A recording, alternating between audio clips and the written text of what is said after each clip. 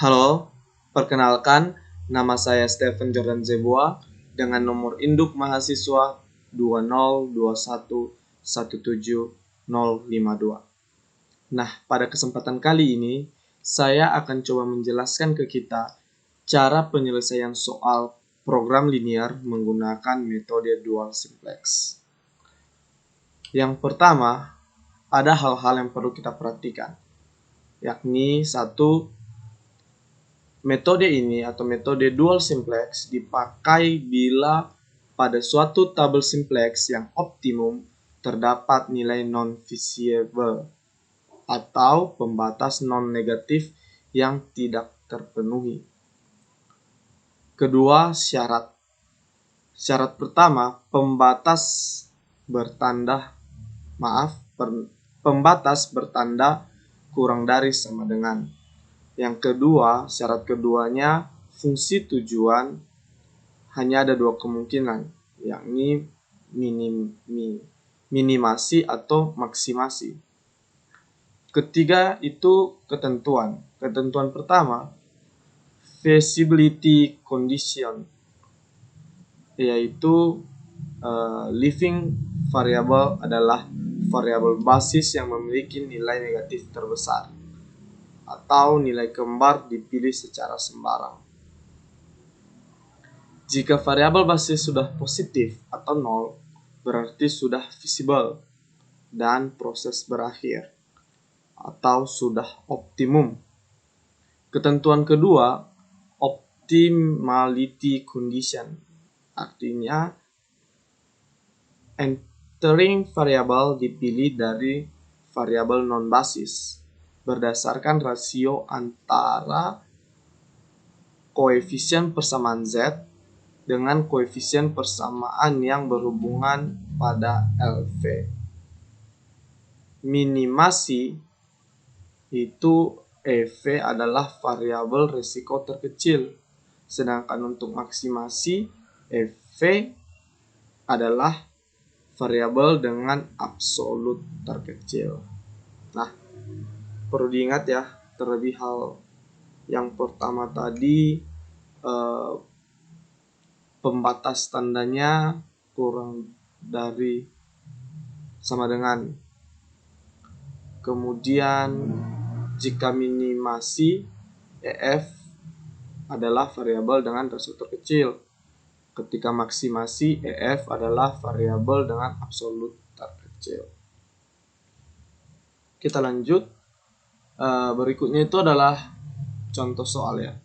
Contoh soalnya seperti berikut. Yang pertama itu fungsi tujuannya meminimasi Z sama dengan 4x1 ditambah 2x2, di mana fungsi pembatasnya atau fungsi kendalanya itu yang pertama 3x1 ditambah x2 lebih dari sama dengan 27. Fungsi kendala kedua, x1 ditambah x2 lebih dari sama dengan 21. Dan fungsi kendala ketiga itu adalah x1 ditambah 2x2 lebih dari sama dengan 30.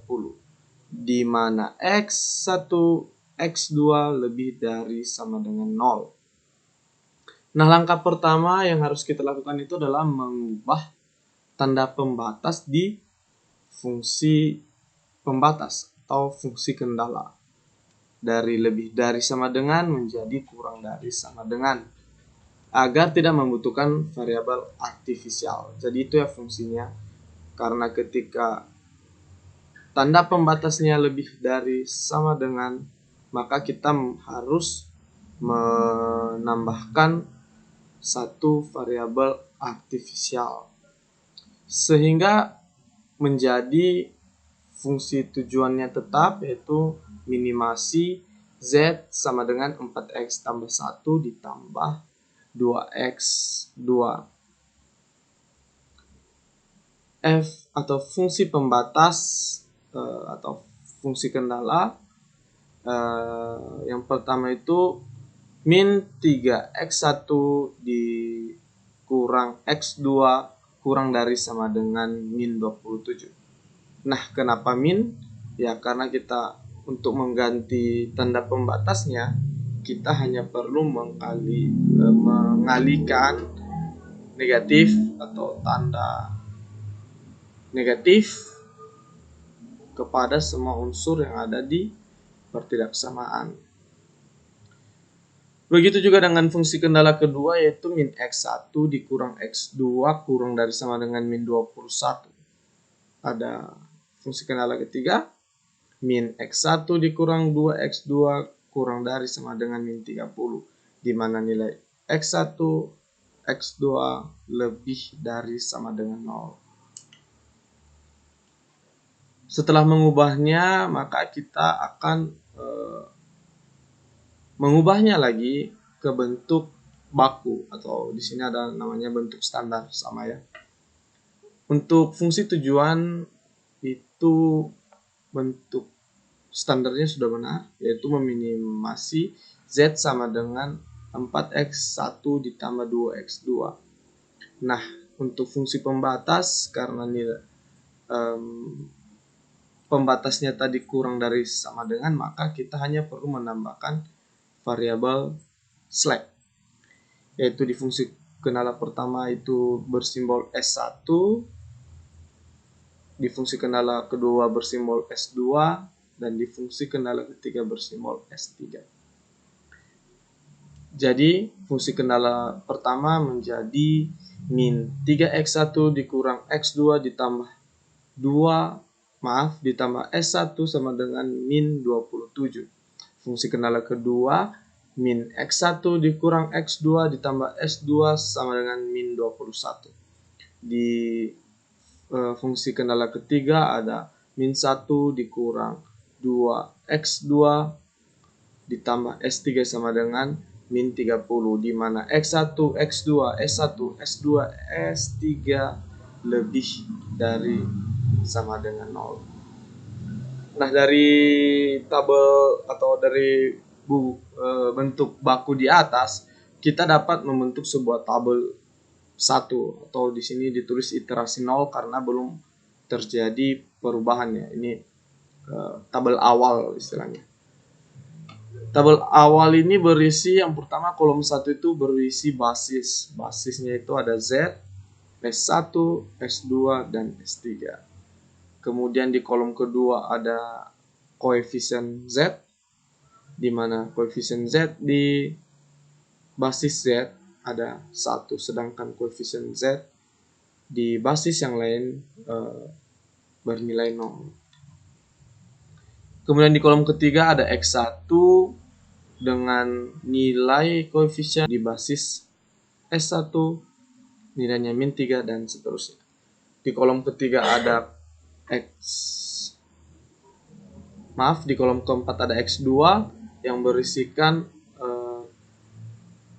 koefisien dari masing-masing basis, kemudian ada S1, S2, S3, dan solusi. Nah, di kesempatan lain, solusi bisa dituliskan dengan nilai kanannya, itu sama saja. Nah, dari iterasi 1, kita akan mencari nilai negatif terbesar ya. Nah, karena di sini ada min 30, maka kita pilih S3-nya itu sebagai living variable.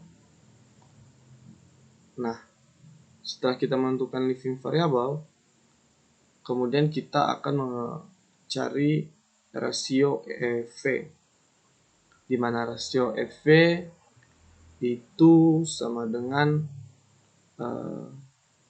sebelumnya kita bentuk dalam tabel dulu, kita susun basisnya dan variabel yang ada. Jadi basisnya itu ada persamaan Z2 atau fungsi tujuan tadi, kemudian ada persamaan S3 yang notabene-nya adalah living variable, dan yang terakhir adalah rasio, yaitu perbandingan antara persamaan Z dan persamaan S3. Nah, di sini bisa kita lihat di kolom 2 X1 itu ada nilai koefisien dari masing-masing basis itu masih ada. Di kolom 2 ada min 2 dan min 2, tapi di kolom S1, S2 itu dua-duanya 0 dan S3 itu 0 dengan 1. Itu tidak bisa dioperasikan ya, atau sama dengan 0, jadi tidak perlu dicari lagi. Nah, rasio untuk X1 itu adalah min 4 dibagi min 1, hasilnya itu adalah 4. Kemudian rasio X2 itu adalah min 2 dibagi 2, hasilnya 1. Nah, untuk iterasi 1 kita lihat perubahannya ya, perubahannya dari iterasi 0 tadi. Nah, terjadi perubahan di mana unsur X2 unsur S1 menggantikan unsur basis S1 di iterasi 1 itu adalah menggantikan unsur atau basis X1 di, sekali lagi, unsur X2 di iterasi 1 menggantikan unsur S3 di iterasi 0. Oke, kita lihat di sini kita mencari nilai negatif terbesar ya. Itu ada di 3, min 3 sebagai kolom pivot dan di S1 sebagai baris pivot. Kenapa S1 baris pivotnya? Karena nilai rasionya itu yang paling besar ada di 12 ya. Itu ada 24 dan yang lain negatif.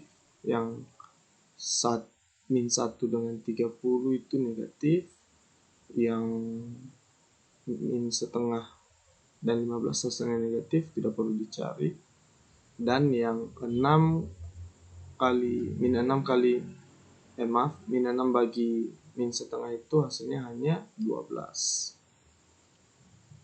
Di iterasi 2 kita menggantikan posisi dari S1 baris pivot lama menjadi X1 kolom pivot yang kita peroleh tadi.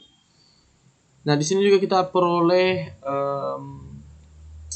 kolom pivotnya itu di S3 ya.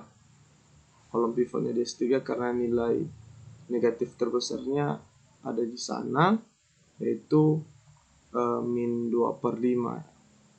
Kemudian kita cari rasionya. Rasio tertinggi itu ada di S2 yang hasilnya positif terbesar. Nah, di iterasi 3 kita memperoleh seperti ini, di mana posisi S2 digantikan oleh S3 ya. S3 itu adalah kolom pivot ya. Jadi kolom pivotnya akan berubah menjadi baris pivot baru. Nah, yang perlu kita perhatikan di sini di iterasi 3 itu semua nilai solusinya itu sudah positif sehingga sudah optimum dan layak. Dan kesimpulan yang dapat diambil, variabel X1 nilainya 3, variabel X2 nilainya 18, dan variabel Z nilainya 48. Untuk kita mengeceknya, maka kita bisa mengsubstitusikan nilai X1 dan X2 pada persamaan Z ya. 4 dikali 3 itu 12, ditambah 2 dikali 18 itu 36, 36 ditambah 12 adalah 48. Jadi sudah benar ya. Ini untuk minimum fungsi tujuan atau minimisasi dengan menggunakan metode dual simplex. Nah, seterusnya kita akan membahas penyelesaian soal soal program linear dengan menggunakan metode simplex yang direvisi. Nah, bagaimana dia? Mari kita lanjutkan.